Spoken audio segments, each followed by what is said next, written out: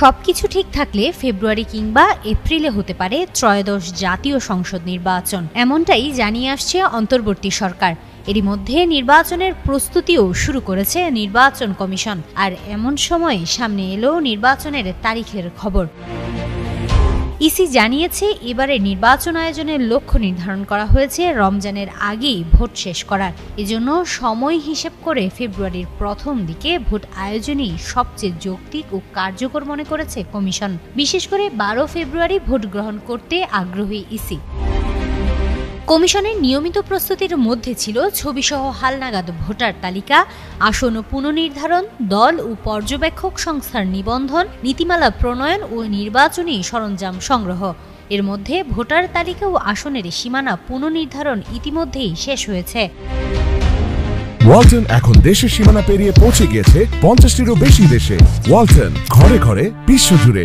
সারা দেশে 39টি আসনের সীমানায় পরিবর্তন আনা হয়েছে। এছাড়া আগস্টে শেষ হবে নতুন রাজনৈতিক দল নিবন্ধনের কাজ। ইতিমধ্যে 96টি পুরনো পর্যবেক্ষক সংস্থার নিবন্ধন বাতিল করেছে কমিশন। এর জায়গায় নতুন সংস্থার জন্য গণবিজ্ঞপ্তিও দেওয়া হয়েছে। পর্যবেক্ষকদের জন্য গণমাধ্যম নীতিমালা 2025 ও আন্তর্জাতিক পর্যবেক্ষক নীতিমালা 2025 ইতিমধ্যেই জারি হয়েছে। সিইসি নাসিরুদ্দিন সাফ জানিয়ে দিয়েছেন, যেসব বিদেশি পর্যবেক্ষক বিগত নির্বাচনে পক্ষপাতদুষ্ট ভূমিকা রেখেছে, এবার তাদের অনুমোদন দেওয়া হবে না। নিরপেক্ষ, অভিজ্ঞ ও গ্রহণযোগ্য পর্যবেক্ষকরাই দায়িত্ব পাবেন। ভোটের জন্য প্রয়োজনীয় উপকরণ, ব্যালট বক্স, ব্যালট পেপার, কালি, খাতা ইত্যাদির কেনাকাটা সম্পন্ন হবে সেপ্টেম্বরের মধ্যেই। ঝুঁকিপূর্ণ কেন্দ্রগুলোতে সিসিটিভি বসানোর জন্য ইতিমধ্যেই স্বরাষ্ট্র মন্ত্রণালয়ে চিঠি দেওয়া হয়েছে।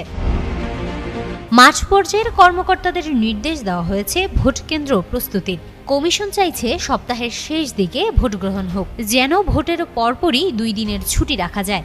এজন্য বৃহস্পতিবারকে ভোটের দিন হিসেবে বিবেচনায় নেওয়া হয়েছে। তফসিল ঘোষণা হবে ভোটের কমপক্ষে 60 দিন আগে। তখনই চূড়ান্তভাবে জানানো হবে ভোটের দিনক্ষণ। তবে ইসির ভেতরে বাইরে সবচেয়ে বেশি আলোচনা এখন 12 ফেব্রুয়ারি নিয়ে। এমন তথ্য দিয়ে একটি প্রতিবেদন প্রকাশ করে অনলাইন সংবাদ মাধ্যম জাগো নিউজ। হিমাতুল জান্নাত, যুগান্ত নিউজ।